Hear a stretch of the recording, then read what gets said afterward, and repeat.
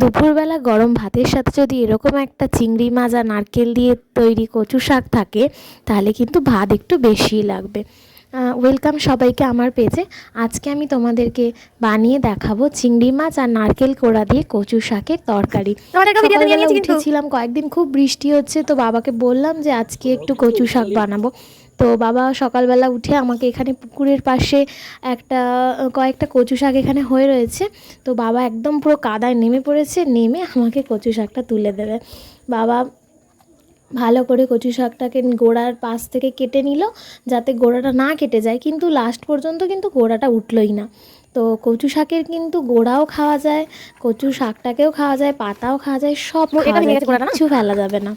তো আজকে আমি কচু শাকটাই রান্না করে তোমাদেরকে দেখাবো। আর বাবা এখানে এই কচু শাকটা ধুতে ধুতে আমাকে জিজ্ঞাসা করছিল যে পাতা দিয়ে কিছু করা যায় না, পাতাটা ফেলে দেবো। তো আমি বললাম যে পাতা দিয়েও অনেক কিছু করা যায়, সেটা আমি পরে অন্য কোনো ভিডিওতে তোমাদের সাথে শেয়ার করব। পুকুর থেকে ভালো করে আমাকে কচুটা ধুয়ে দিল, আর এখানে দেখো মা আমাকে কচুটা টুকরো টুকরো করে কেটেও দিয়েছে। আর একটা কথা, যখন তোমরা এই কচুটাকে কুটবে তখন কিন্তু ভালো করে হাতে সর্ষের তেল মেখে নেবে, তাতে কিন্তু কোনো কিপটেমি করবে না, নাহলে কিন্তু হাত একদম কালো হয়ে যাবে এই কচুর কষে। তো তারপরে এই টুকরো করে রাখা কচুগুলোকে আমি কড়াই দিয়ে নুন হলুদ দিয়ে সেদ্ধ করতে বসিয়ে দিয়েছি। দেখো কচু শাকটা যখন গামলায় রেখেছিলাম কতটা পরিমাণে ছিল, আর এখন কতটা কমে গেছে। সেদ্ধ হয়ে গেলে তোমরা বুঝতে পারবে এগুলো অনেক নরম হয়ে যাবে, একদম পরিমাণটা কমে যাবে। তো ওটাকে আমি জল ঝরাতে দিয়ে দিয়েছি। এখন আমি কড়ার মধ্যে তেল দিয়ে দিয়েছি, দিয়ে এর মধ্যে কয়েকটা কুচো চিংড়িকেও আমি ভেজে নিচ্ছি। আজকে কিন্তু রান্নায় আমি খুব বেশি পরিমাণে চিংড়ি ইউজ করছি না, তার অন্যতম কারণ হচ্ছে আজকে রান্নায় কিন্তু আমরা নারকেল ইউজ করব। আমার কিন্তু চিংড়ির থেকে কচুর শাকের সাথে নারকেলটাই বেশি প্রিয়, তাও আমি চিংড়িটা একটু এর সাথে ইউজ করলাম। আর এই রান্নাটা কিন্তু আমার বাপির থেকে শেখা। আমার বাপি আমার থেকেও হয়তো ভালো রান্না করতে পারে এই কচুর শাকের তরকারিটা। তো আমি তেলটা আবার গরম করে নিয়েছি, নিয়ে তার মধ্যে এখানে শুকনো লঙ্কা আর 5 ফোড়ন দিয়ে দিলাম, আর 2টো তেজপাতা এর মধ্যে আমি ছিঁড়ে তেলে ফেলে দেবো। ফোড়নটাকে একটু নাড়াচাড়া করে নিয়ে এর মধ্যে আমি দিয়ে দেবো 2টো বড় সাইজের পেঁয়াজ কুচি। পেঁয়াজটাকেও ভালো করে আমাদের তেলের সাথে নাড়াচাড়া করে নিতে হবে, আর পেঁয়াজটা গোল্ডেন ব্রাউন হয়ে গেলে আমরা এর মধ্যে আরও কিছু জিনিস অ্যাড করব।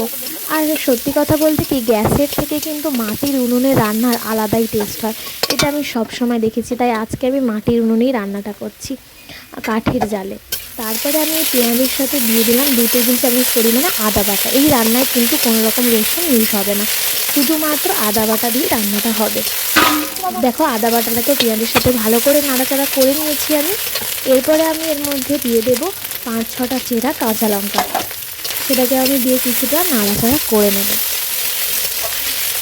এরপরে আমি এর মধ্যে দিয়ে দেব হলুদ গুঁড়ো, আর যেহেতু রান্নায় অনেকটা কাঁচা লঙ্কা শুকনো লঙ্কা ইউজ করা হয়ে গেছে, তাই আমি এর মধ্যে দিয়ে দেবো 1/2 চামচ পরিমাণে শুকনো লঙ্কার গুঁড়ো, দিয়ে এটাকে ভালো করে নাড়াচাড়া করে নিলাম।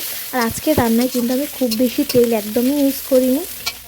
তারপরে হচ্ছে আমি এর মধ্যে জল দিয়ে দিলাম। এখন যে জলটা দিলাম এটা শুধুমাত্র মশলাটাকে যাতে কষে যায় তার জন্য। মশলা কষা হয়ে গেলে কিন্তু আমরা এর মধ্যে আর কোনো জল ইউজ করব না, কারণ কচুর নিজস্ব একটা জল থাকে, কড়ায় দেওয়ার পরে কচু জল ছাড়তে শুরু করবে, তাই আমরা আর রান্নায় কোনো জলই ইউজ করব না। আর এই জলটা দিলাম, এটা মশলাটা ভালো করে কষা হয়ে গেলে আমরা কচুটাকে অ্যাড করব।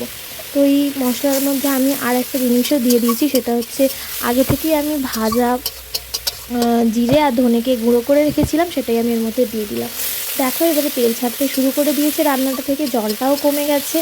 এবারে আমি এটাকে হালকা নাড়াচাড়া করে ভালো করে কষিয়ে নেব, যাতে এর মধ্যে আদার কাঁচা গন্ধটা না থেকে যায়। মশলাটাও আমাদের নাড়াচাড়া করা হয়ে গেছে। এবার আমি ওই যে কচু শাকটাকে জল ঝরাতে রেখে দিয়েছিলাম, সেটাকে আমি রান্নার মধ্যে দিয়ে দেব। দেখো কতটা কচু কুটেছিলাম, আর এখন এই কচু শাকটা কতটা কমে গেছে।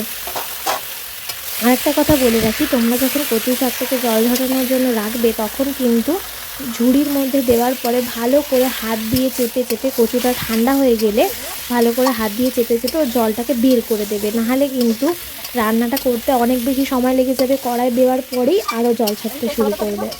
এখানে আমি কচু শাকটাকে দিয়ে দিলাম মশলার সাথে, আর এটা কচু শাকটাকে ভালো করে এর সাথে মিশিয়ে দিতে হবে। এই রান্নাটা করতে কিন্তু অনেকটা সময় লাগে, আর সময় নিয়ে রান্না করলেই তো রান্না ভালো হয়, তাই না? তো আমি এটাকে ভালো করে নাড়াচাড়া করে নিয়ে এর মধ্যে দিয়ে দিলাম লবণ, আর এর মধ্যে দিয়ে দিলাম একটু চিনি বেশি করেই। আর লবণ দেওয়ার সময় একটা কথা মাথায় রাখবে যে আমরা কিন্তু কচু শাক সেদ্ধ করার সময় লবণ দিয়েছিলাম, চিংড়ি মাছ ভাজার সময় লবণ দিয়েছিলাম, তাই লবণের পরিমাণটা তোমরা স্বাদ মতো দেখেই দেবে। এখানে নুন চিনি দিয়ে দেওয়ার পরে আমরা কচু শাকটাকে আবারও ভালো করে নাড়তে থাকবো, যাতে কচু শাকগুলো একটা গোটা না থাকে, এগুলো পুরো মিশে যায়। দেখো আমি এটাকে একটু ঢাকা দিয়ে দিলাম। প্রায় 3-4 মিনিট পর আমি ঢাকাটাকে খুলে নিয়েছি, আবারও কচু শাকটাকে নাড়াচাড়া শুরু করলাম। এভাবেই নাড়তে নাড়তে এর মধ্যে আমাদেরকে দিয়ে দিতে হবে সেই ভাজা কুঁচো চিংড়ি, আর আমাদের আজকে শো স্টপার নারকেল কোড়া। নারকেল কোড়াটা আমি এক বাটির, একটু বড় বাটির 1 বাটি নিয়েছি, একটু বেশি করেই আমি দিয়েছি, কারণ আমার কচু শাকটা না চিংড়ির থেকে বেশি নারকেল দিয়েই খেতে ভালো লাগে, তাই জন্য আমি নারকেলটাই বেশি করে দিয়েছি। তোমরা চাইলে এটাকে শুধু চিংড়ি মাছ দিয়েও বানাতে পারো। তো নারকেল কোড়া চিংড়ি মাছটা দিয়ে দেওয়ার পরে আমি এটাকে ভালো করে নাড়াচাড়া করে নিয়েছি, আর তারপরে আমি একদম শেষের মধ্যে দিয়ে দেবো 2টো চেরা কাঁচা লঙ্কা, আর ওই যে আমি জিরে আর ধনেটাকে ভেজে রেখেছিলাম সেটাও আমি রান্নার মধ্যে দিয়ে দিলাম। আমি এতে আরেকটু চিনি অ্যাড করেছিলাম, সেটা তোমাদেরকে দেখানো হয়নি। তো দেখো আজকের আমাদের এই কচু শাকের তরকারি বানানো হয়ে গেছে। তোমাদের যদি এই রান্নাটা ভালো লাগে তাহলে অবশ্যই আমার চ্যানেলটাকে ফলো করে দিও, এবং বাড়িতে বানিয়ে আমাকে বলো যে এটা খেতে কেমন লাগছে। দেখো কড়া থেকে আমি এটাকে তুলে নিয়ে সার্ভ করে দিলাম। চলো আজকের মতো বাই।